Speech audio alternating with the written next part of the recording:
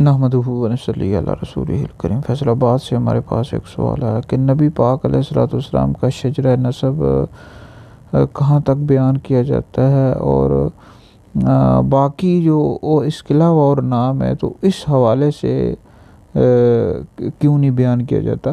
تو نبی کریم علیہ الصلوۃ والسلام کا شجرہ نسب عدنان تک بیان کیا جاتا ہے۔ ٹوٹل 22 نام بن جاتے ہیں، محمد بن عبداللہ بن عبد المطلب بن ہاشم، یہ ٹوٹل 22 نام بن جاتے ہیں۔ اور نبی کریم علیہ الصلوۃ والسلام جب بھی اپنا شجرہ نسب بیان کرتے تو عدنان تک ہی بیان کرتے، اور باقی میں پھر مورخین کا بہت زیادہ اختلاف ہے، ناموں میں بہت زیادہ اختلاف ہے۔